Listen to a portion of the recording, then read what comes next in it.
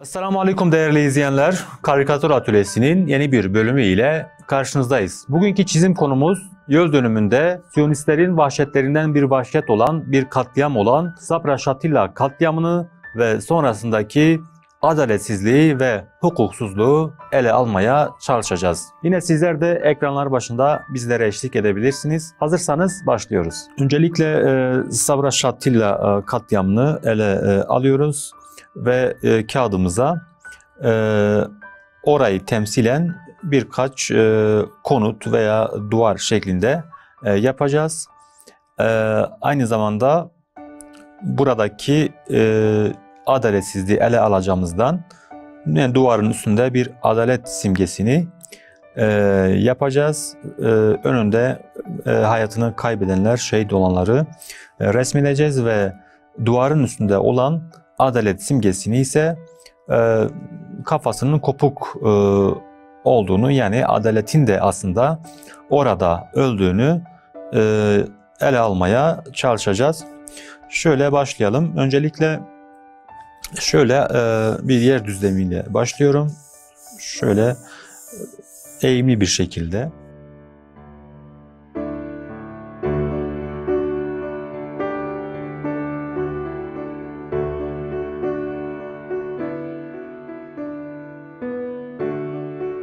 Şurada bir yani arka planda bazı evler olacak. Ön tarafta ise yine bir duvar şeklinde, örneğin bir yani kitap ve kitap şeklinde yapacağız duvarı ve o duvar yani o kitap aslında adalet diye, daha doğrusu kanunları temsil edecek ve aynı zamanda yani bu katliamla birlikte bu adaletin, yani bu kanunların da hiçe sayıldığını, onun da yıkıldığını anlatmaya çalışacağız. Şöyle bir duvar şeklinde, aynı zamanda bir kitap şeklinde yapıyoruz ve tabii ki yıkılmış, yani üst tarafından yıkılmış bir duvar olacak. Şöyle yapalım. Şu kısımda ise dediğimiz gibi bir katliam olduğu için katliamda şehit olanlar, yaşamını yitirenleri çizeceğiz. Arka planda ise tabii ki yine birkaç hane, ev veya tabii ki yani bir aslında mülteci kampını da tabii andırması gerekiyor. Şöyle onları da şurada yapalım.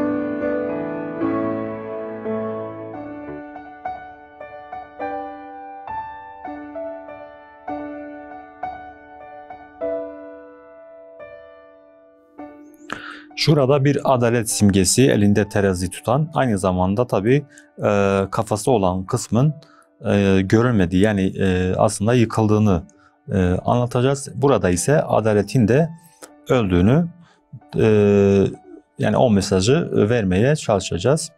Şöyle başlayalım buradan.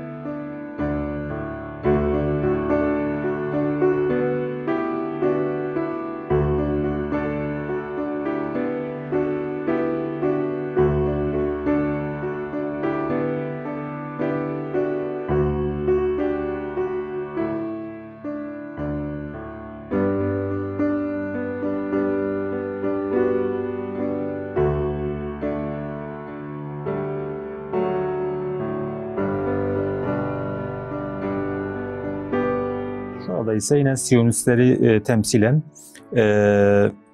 tabii yani örneğin mermi izlerinden bir yani Siyon yıldızını yapacağız. Şöyle onlara ait bir onları simgeleyen yıldızı yapacağız. Şöyle. Tabii bunlar yani örneğin kurşunlardan onların izlerinden oluşmaktadır. Tabii yine duvarların farklı yerlerinde de büyük küçük bu izlerden olabilir. Şuraya da Sabraş Atilla yazalım.